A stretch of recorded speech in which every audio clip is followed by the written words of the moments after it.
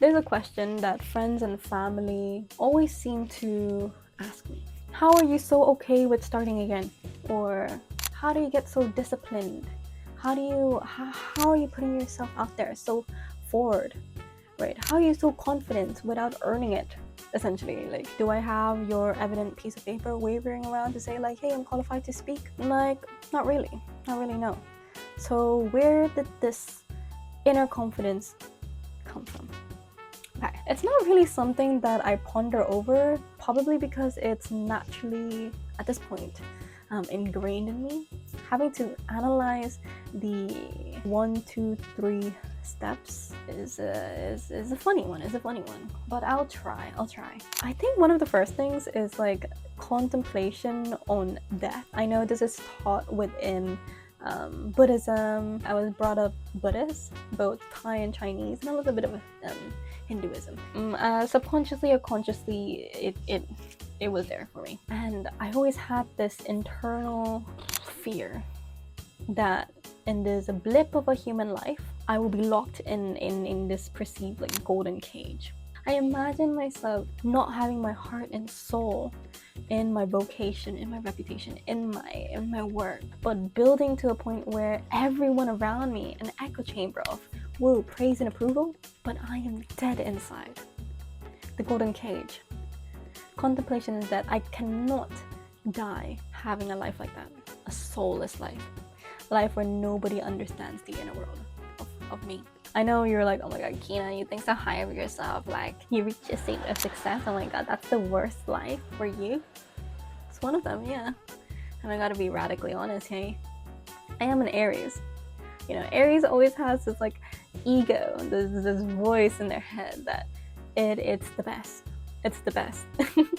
But behind the kind of force of thinking it's the best, sometimes I really do feel like a failure. Sometimes I really do feel like a loser.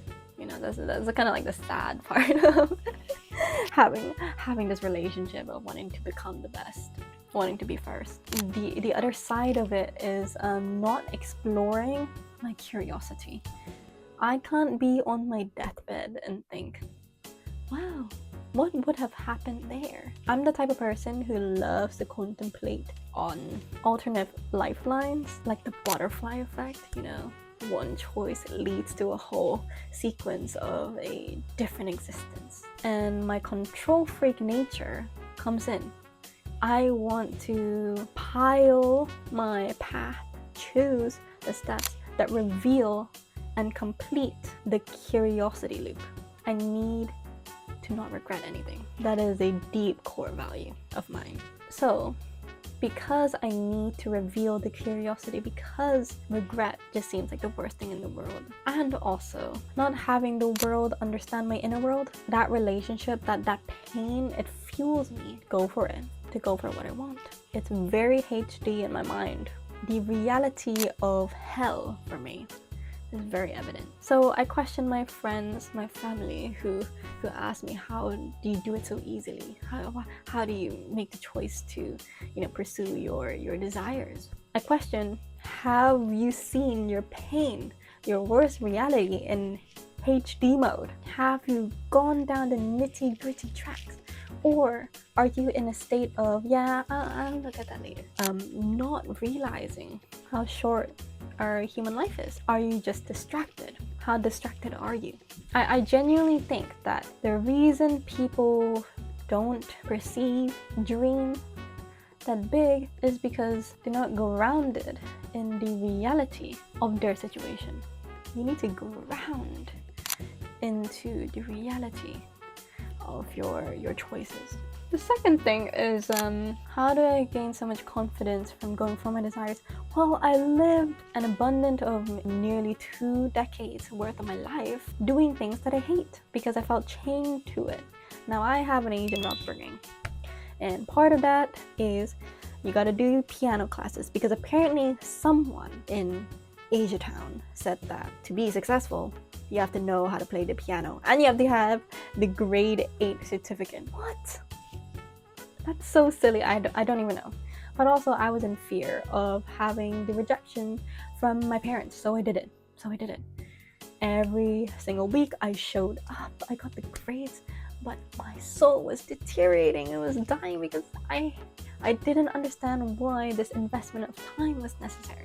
Granted, looking back, connecting the dots, it really helped with, my understanding of musicality and rhythm. But because I was squeezed into having to do this path, like it was not my choice, my exploration with musicality and the gain of musicality and rhythm is tainted with a lot of trauma. That's just one angle. There's so many other classes that they have put me in, and I think at this point it was really unnecessary. Oh my god. I had so many extra tutoring and was miserable. But in that misery of having no control over your own life and having to produce that A grade or A star grade to not be rejected by your own parents, I learned one thing. I can achieve even when I hate. I'm okay. Because I'm okay in hell pursuing heaven, aka my desires. That's a much better choice, yeah? Now that I'm an adult, now that I can make my own decisions, now that I'm not reliant, I can make my own choices. So I choose heaven. Yeah, genuinely, those two things awakens me to, yeah, this is the only choice I can actually make in order for fulfillment to take place. In order also for me to authentically give to the people around me. I hate being a fraud. I hate living a life having to put a fake smile on my face. A fake, everything's alright. To the last question, how are you so disciplined? Girl, I don't even use the word discipline. It ain't discipline.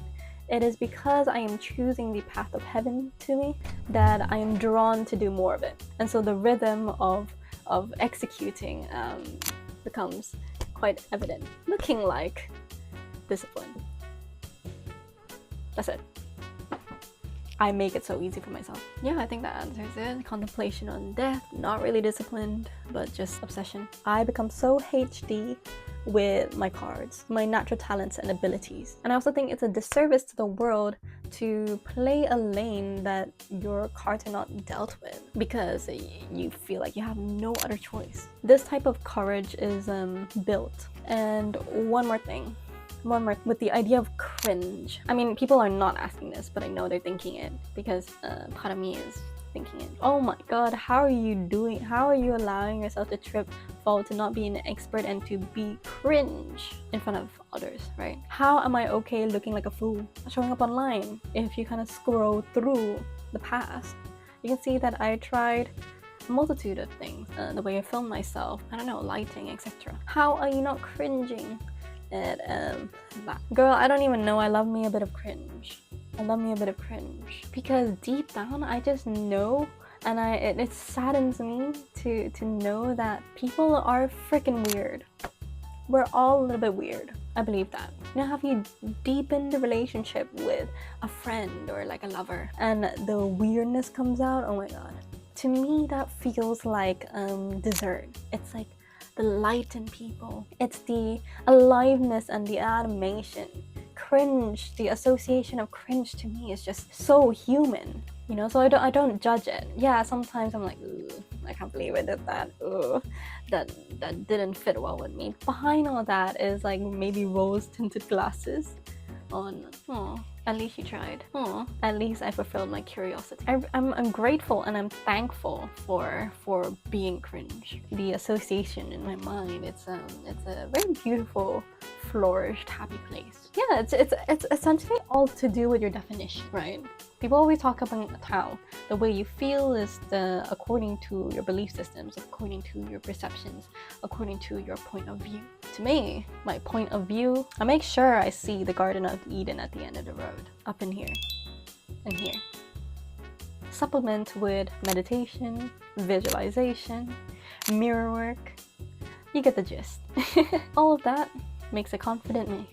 All of that makes a me who pursues my desires. All of that creates the illusion of discipline. And happy with that. At least I tried. And I hope you do try for yourself too, because you owe it. You owe it to your soul. You owe it to your younger self. You owe it to your younger self to try.